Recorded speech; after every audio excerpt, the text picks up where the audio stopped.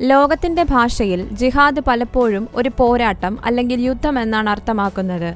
എന്നാൽ നമുക്ക് ആ വാക്കെടുത്ത് പൂർണ്ണമായും തലകീഴായി മാറ്റാം. കാരണം ഒരു ദിവ്യ പോരാട്ടം, ഒരു വിശുദ്ധ ദൗത്യം ബലപ്രയോഗത്തിലൂടെയോ വാളിലൂടെയോ അല്ല, മറിച്ച് യേശുക്രിസ്തുവിന്റെ കുരിശിലൂടെ ത്യാഗപരമായ സ്നേഹത്തിലൂടെയുള്ള ഒരു അശ്രാന്ത പരിശ്രമമുണ്ട്. ഇത് ജാതികളോടുള്ള ദൈവത്തിന്റെ സ്നേഹമാണ്.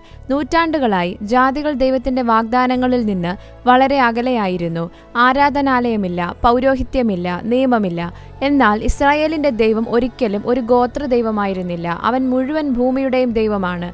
ക്രിസ്തുവോ നാം പാപികളായിരിക്കുമ്പോൾ തന്നെ നമുക്ക് വേണ്ടി മരിക്കയാൽ ദൈവം തനിക്ക് നമ്മോടുള്ള സ്നേഹത്തെ പ്രദർശിപ്പിക്കുന്നു.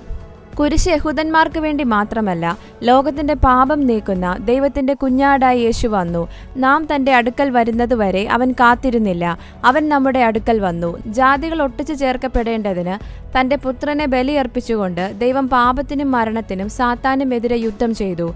ദൈവം പക്ഷപാതം കാണിക്കുന്നില്ല. എല്ലാ ജനതകളിൽ നിന്നും തന്നെ ഭയപ്പെടുകയും നീതി പ്രവർത്തിക്കുകയും ചെയ്യുന്നവനെ സ്വീകരിക്കുന്നു. പത്രോസ് ഒരു ജാതിക്കാരനായ കൊർന്നല്യോസിന്റെ അടുത്തേക്ക് പോകാൻ ആഗ്രഹിച്ചില്ല. എന്നാൽ ദൈവത്തിന്റെ സ്നേഹം പത്രോസിന്റെ മുൻവിധിയെ തകർത്തു.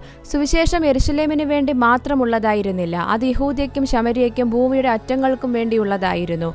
യഹൂദനും ജാതിക്കും ഇടയിലുള്ള ശത്രുത യേശു ഏറ്റെടുത്ത് കുരിശിൽ മരിച്ചു. എല്ലാ ജനതകളിൽ നിന്നും, ഗോത്രങ്ങളിൽ നിന്നും, ജനങ്ങളിൽ നിന്നും, ഭാഷകളിൽ നിന്നുമായി ആർക്കും എണ്ണാൻ കഴിയാത്ത ഒരു വലിയ ജനക്കൂട്ടം സിംഹാസനത്തിന് മുന്നിൽ നിൽക്കുന്നുവെന്ന് യോഹന്നാൻ വെളിപ്പാട് കാണുന്നു. അതാണ് ദൈവത്തിന്റെ ലവ് ജിഹാദിന്റെ അന്തിമഫലം. എല്ലാ ജനതകളിൽ നിന്നുമുള്ള വീണ്ടെടുക്കപ്പെട്ട ആളുകളുടെ ഒരു രാജ്യം.